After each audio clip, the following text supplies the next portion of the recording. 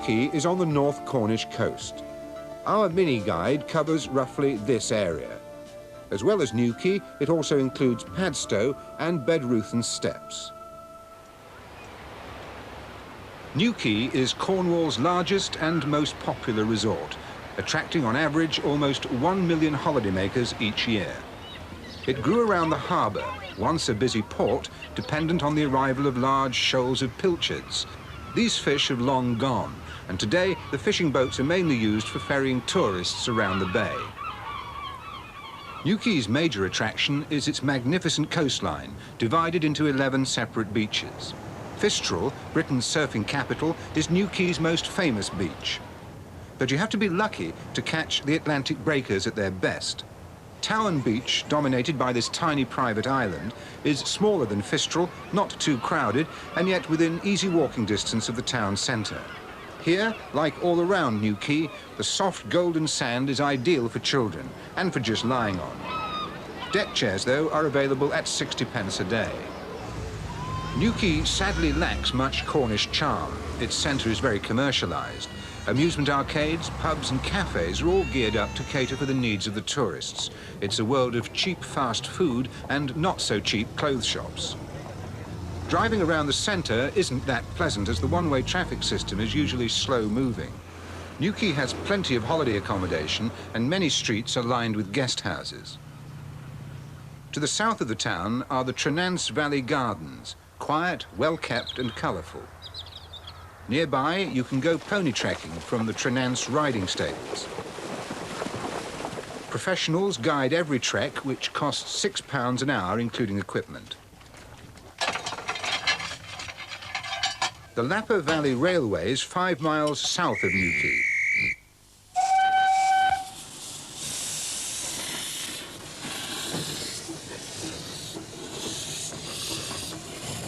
Miniature steam engines take you on a 2-mile journey along one of the oldest track beds in Cornwall. The narrow railway cuts through a peaceful and unspoilt valley to a pleasure park at the end of the line. Cornwall's major appeal for many people is undoubtedly its coastline and the challenging range of cliff-top walks. The Cornwall Coastal Path, stretching in all 268 miles, takes in magnificent landmarks like Bedruthen Steps, 7 miles north of Newquay. These rocks, said to be the stepping stones of the Cornish giant Bedruthen and the adjoining bays, are owned by the National Trust. 12 miles north of Bedruthen Steps is Trevose Head Lighthouse. It was built in 1847 and is still manned 24 hours a day by 4 keepers. Trevose is open to the public daily from 1 p.m. until sunset. The tour is free, but the local landowner charges a £1 toll to use the approach road. The red light at the top weighs 3.5 tons and floats on half a ton of mercury. Visitors are told about the characteristic signal, unique to Trevose, 1 red flash every 5 seconds, which can be seen on a clear night up to 25 miles away. It's made up of 700 individual prisms, and they're all set, stepping up one from the other, so that you get a separate beam from each Trevose side. Tower is 200 feet above sea level. Visitors can see all too clearly the danger of the rocks below.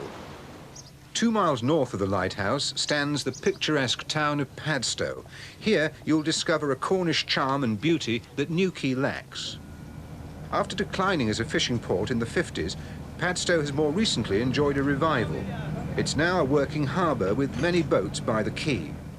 Though this is Padstow's focal point, it's worth exploring the narrow streets beyond, still untouched by tourism. One thing, though, is for the tourists. Gig boats, traditional to Cornwall, are reminders of the days of the trading schooners.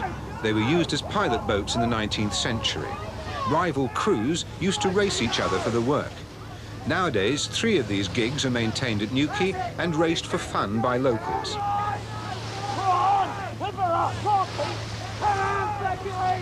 Races usually take place at weekends off Newquay Harbour.